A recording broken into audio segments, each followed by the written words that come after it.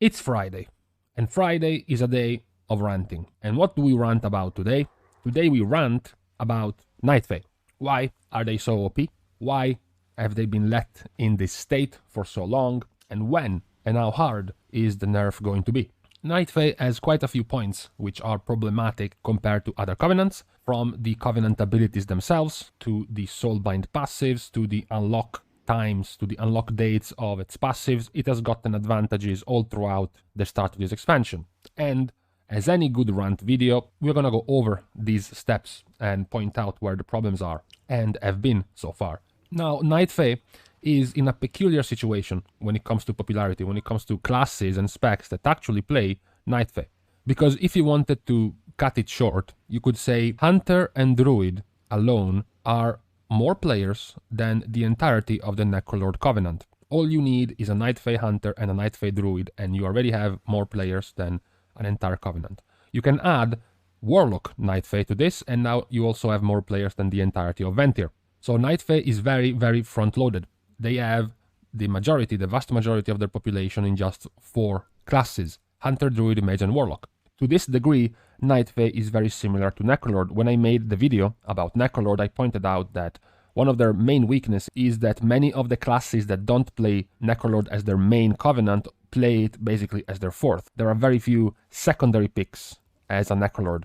For all the classes that don't main Necrolord, Night Fae is in a very similar situation. The difference is that the specs that play Night Fae as a main are vastly more popular: Marksmanship Hunter, Balanced Druid, Fire Mage, and Affliction Warlock. So yes, they do have very, very few Night Fae players for Paladin, for Shaman, for Death Knight, for Priest, for Warrior, but the popularity of the specs that main Night Fae are so vast, so numerous, that makes Night Fae the more popular covenant by quite a bit. To put this in perspective, here are the more played specs in raids, and you can see that the top is all Night Fae.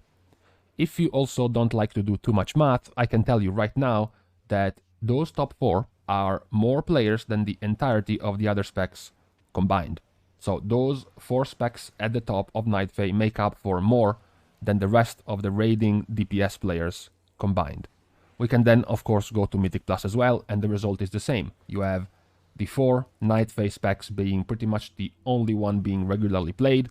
So it is a massive dominance when it comes to Night Fae, at least for DPS. For healers and for tanks, it actually isn't. For tanks, you have the more popular specs right now are Paladin, Vengeance, Demon Hunter, and Brewmaster, and none of them is maining Night Fae. For tanking, when it comes to healers, Shaman, of course, Resto Shaman is very popular together with Holy Paladin. None of them is playing Night Fae, not even Discipline Priest. It's only Resto Druid. The dominance of Night Fae, at the very least, remains closed in DPS role. Some of the issues regarding the Night Fae dominance. Number one in my rant list, which is the least important, but it still annoys me, is Soulshape. So Soulshape is of course much better than things like Fleshcraft. It is better because it's easier to use, and it has much better uses than things like Door of Shadows, because Soulshape is of course instant. That's what you want from a blink. You don't want to have to cast it for a second and a half. The purpose of a blink is to dodge a mechanic very quickly, or to reposition yourself very quickly. So this already makes it a compelling choice for many specs. They want to be choosing Night Fae because of Soulshape. They want to be choosing the entire Covenant because of this utility ability that they have, but it is certainly useful. My rant doesn't come from this. My rant is because of the extra little things Blizzard added to Soulshape. You know, Soulshape has 24 different skins you can loot, hunt, and collect for your little Night Fae spirit form. You know, Door of Shadow doesn't have anything different, Fleshcraft doesn't have anything different, and yet more effort was put into making Soulshape even more different and special than other covenants. And this annoys me. This annoys me greatly, even though it has absolutely no actual effect on power for your class and power for your spec. I don't like it because it's different treatment, and it definitely makes it cooler. You know, if we go by coolness, this is the coolest of the utility abilities. When it comes to power, it still loses to the Vial of Serenity or Kyrian, but I just don't like it. I don't like how more favored it has gotten from the developers. Off with this initial rant, which is the lightest one. Now we're actually getting into the power rants, into the advantages that you can get into actual gameplay. Let's start with the biggest one, right at release, right into the first weeks, the fact that Dreamweaver was the first of the Soulbinds which was able to unlock a second potency conduit. This was happening at Renown 13. When you compare the fact that Dreamweaver could get this at Renown 13, you have the Necrolords, which could get their second potency conduit at Renown 21, Ventir, which could get it at Renown 25, and Kyrian, which could also get it at Renown 21. 4 weeks, we're talking essentially a full month ahead of the curve. The game is released and Night Fae is given a second potency conduit a month before anyone else. This is annoying. This is worth of a rant because it has no actual legitimate explanation. It's just an advantage given to Night Fae for no real reason. Then we have another complaint to the Soulbind 3s, because if you haven't noticed already, the general layout of the last little bits of passives and conduits of your 3 look like this, right? You have 3 choices for your conduits and then 3 choices after for your passives. And most of these choices are going to give you a power passive, so a power increase, a damage increase, an HPS increase, a stat increase passive after a conduit which usually is not a potency conduit. So generally, how it has worked for all of the Soulbinds is that if you want to take for example, the DPS passive, you can't take the DPS conduit. If you take the DPS conduit, then you gain some useless utility passive, right? So this has worked for pretty much all of the Soulbinds except for 3 different ones, which are edgy and want to do things differently. You have Pelagos, which looks like this. You have Marileth for Necrolord, which looks like this. And then you have Dreamweaver, which looks like this. So you don't have a choice. The last one is going to be our single passive Soulbind slot, which you will unlock. For Kyrian, it is Let Go of the Past, which is after the nerf, it is just a magical damage reduction buff for you. For Necrolord and Marileth, it's just this piece of garbage, which is crowd control immunity when casting Fleshcraft and for a few seconds after. And then Dreamweaver has this, activating your Night Fae class ability, puts flowers at your feet for 10 seconds that increase your haste by 12%. So the other Covenants get some useless passives or some defensive passives, whereas Dreamweaver gets a power buff, gets an actual advantage. One could say, well, that's because the other 2 Soulbinds were already getting a power increase before reaching the last passive slot, and Dreamweaver didn't, so Dreamweaver had to get it at the end. No, not true. Pelagos actually doesn't have any other damage power increase passive outside its first slot. Same goes for Marileth, who only has 1. So Dreamweaver was just given an extra power increase passive at the end for no reason, giving it an advantage over the other Soulbinds of Necrolord, Ventir, and Kyrian. And then you have, last in line on the rant list, but it is also the most important one, the most crucial of the rants, which is actual DPS. DPS effectiveness, or HPS effectiveness, power effectiveness. Because, look at this. This is Necrolord. This is, at the top, Hyramir, which can give you, with its arsenal, almost 4% damage increase in AoE, in Mythic Plus, in a group of mobs that you're pulling in Mythic Plus. This, on the other hand, is Night Fae. This is Korain, First Strike, which can give you over 10%. The question is why? The question is why is this happening? You know, Night Fae has 4 different passives which are pretty much better than any other Ventir plus Necrolord passives available in the game. 4. Not 1, not 2, 4. Kyrian, sometimes depending on the spec, has a couple. Kyrian has Pointed Courage and Combat Meditation. Combat Meditation, particularly for specs that have good scaling with Mastery, is going to do well. And then Pointed Courage is going to be the crit chance increase, which is good. But outside of those 2, it is basically the damage, the power increase is ruled by Night Fae. First Strike is, of course, insane in Mythic Plus. Damaging an enemy before they damage you increases your chance to critical strike by 25%. So every time you pull a new pack in Mythic Plus, this is super powerful. Wild and Tactics, your damage to targets above 75% health and healing to targets below 35 is increased by 10%. This is also very good in Mythic Plus because you're going to be cycling through full HP targets very, very often. You have Nia's Tools, which I have reported on already. It is the most damaging trait for single target damage in the game. And then you have Grove Invigoration, which is also the strongest passive in the game for specs that scale well with Mastery or have good effectiveness from Mastery. All of these choices are just very, very confusing when you think about it for a second. When you look at Korain, after you take an endurance conduit, you can take first strike. So damaging an enemy before they damage you increases your crit chance by 25% for 5 seconds. The same slot for Necrolord is a many. After an endurance conduit, you can take Gnashing Chompers. Gain 3% haste for 10 seconds after defeating an enemy. These are passives in the same slot, after the same type of conduit. One gives you 25% crit chance for 5 seconds every single new Mythic Plus pack of trash. The other one gives you 3% haste per kill of a mob, meaning that you're gonna get 15% haste after the entire pack of mobs is dead. It just seems so different, so wildly different in power and in the ease of execution. You know, you pull a new pack, you place down a Flame Strike on the pack and you immediately get 25% crit chance. You use multi-shot, you use Starfall, you immediately get 25% crit chance. Whereas for Necrolord, you have to kill 5 enemies to even get 15% haste and hope that you can pull the next pack fast enough to make that 15% haste have any value.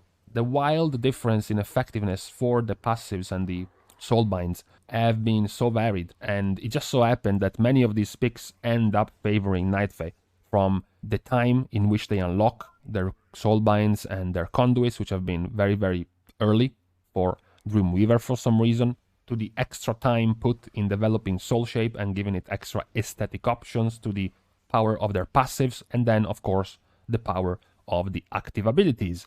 Pretty much condensed into 3, which is Shifting Power, which is Convoke the Spirits, and then Wild Spirits. And here we go back to the original point, the point that outside of the very popular Night Fae specs, the other are basically abandoning the Soulbind. They don't really play that much. You have Death's Due, which used to be the strongest one for Death Knight, and then they complained enough that Blizzard made Death's Due much weaker, so that Death Knight were no longer forced to become fairies, as Necrolord suited a Death Knight aesthetically much better. You have Phalanx Stomp for monks, which isn't that bad, but not as effective as the Weapons of Order cooldown for Kyrian. Then you have the Hunt for Demon Hunter, which isn't used outside of PvP. The Blessings attempt for Paladin was doomed to fail. Paladin is extremely centered around cooldowns, around burst, so having this entire system, an extra clunky and difficult to line up set of cycling blessings was very, very difficult. To draw as much effectiveness out of this as something as easy to use, like Divine Toll or Ashen Hallow, so of course it was also abandoned. Fae Guardians for Priest is somewhat similar. It has a long cooldown, it is difficult to actually draw as much effectiveness as possible from all the different powers tied to different abilities. Then you have Sepsis for Rogue, which is played quite a bit, but rogues don't really have a major main covenant. They're basically nomads, they're just roaming around from covenant to covenant without a particular one. Fate Transfusion, of course, is a disaster for Shaman. It's just terrible. The fact that you want to be channeling this ability, which doesn't even do that much damage, it's terrible. Ancient Aftershock for Warrior is terrible as well. If you want to go for AoE, you're going Kyrian. It is much easier to use on a lower cooldown, so it just plays out better than an Ancient Aftershock. The only remaining ones are Warlock, and then the 3 mega OP ones, which are Mage, Druid, and Hunter. Soul Rot, to be fair, similar to Rogue, it's not that powerful for Warlock. Warlocks are picking this because of the lack of options on the other covenants. After getting nerfed multiple times, there isn't that many good options, so they are picking this out of necessity, really, not much else. The real picks, of course, are the 3, you know, Convoke the Spirits, Wild Spirits, and Shifting Power. I remain of the opinion that Blizzard is perfectly aware that they fucked up here quite a bit. When Druid alone has more representation in Night Fae than Rogue, Demon Hunter, Monk, Warrior, Priest, Death Knight, Paladin, and Shaman combined, you know, Blizzard realizes they have made a boo-boo and they will have to fix it, but they can't fix it mid-tier. They can't just go after a month of the expansion and say, oh, well, guys, we realized Night Fae is a little bit overloaded, so we're going to nerf Wild Spirits, Convoke the Spirits, and Shifting Power, because, you know, people are busy. They are busy doing raids, progressing through the tier, they are busy doing Mythic Plus. They can't just blast a bullet through the kneecaps of a Covenant. They have to wait for the big patch, the big content patch, where they can start the PTR with the changes, they can make people aware that changes are coming, they can give time for people to prepare, for people to re-roll or respec Covenants and catch up on Renown, for example, if needed. So it's something that's going to take a little bit more time. But I do believe it is necessary. It is necessary because the situation for Night Fae has been out of control. From the abilities, And to be fair, I am more worried about the specs that really have abandoned Night Fae than the OP ones. I do think Hunter, Druid and Mage need to be tuned in terms of power of their ability, but also that many of the Night Fae abilities should be, I would say, revisited. The Blessings for Paladin, which is a disaster. The Fae Transfusion for Shaman, which is also terrible. I think they should have a little bit of a revisit. And then you have the passives. That is much more of a numbers game. You know, these passive abilities are simply hitting enemy for too much damage compared to other covenants. It is as simple as that. When the extra critical chance gain of Corraine is 3.5 stronger than the extra critical chance gain of Hyremere for Necrolord, there isn't much debate to be had. You have one covenant which is doing 3.5 times more damage or more effectiveness than another one. It is rather straightforward. One needs to be nerfed or the other needs to be buffed to be at the same level. Either or.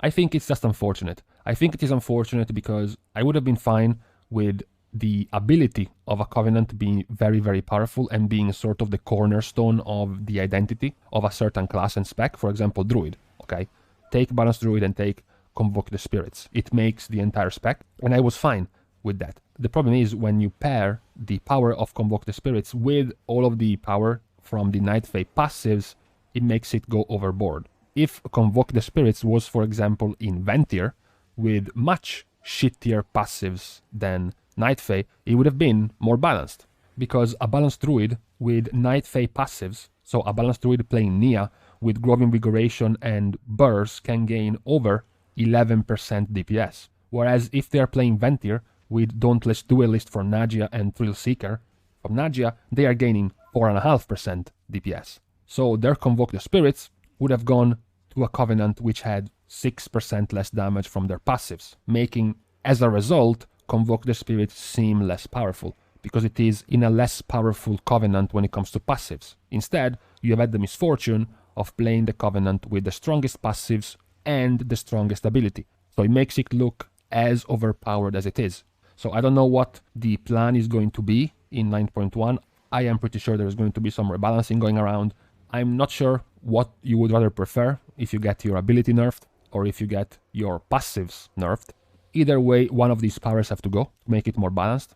And then of course there is the option of simply buffing everything else up to the same level of Night Fae, which seems a little bit harder to accomplish, to be honest. Now, with this done, thank you for coming for my TED rant talk about Night Fae. It was a good day. Ranting and complaining about things always makes you more relaxed in the end. So thank you for listening. See you guys tomorrow on Sunday, on the weekend, where we will talk about something, I guess, more poignant than this senseless ranting. See you guys soon. And in the meantime, still, even if they get nerfed, fuck Night Fae.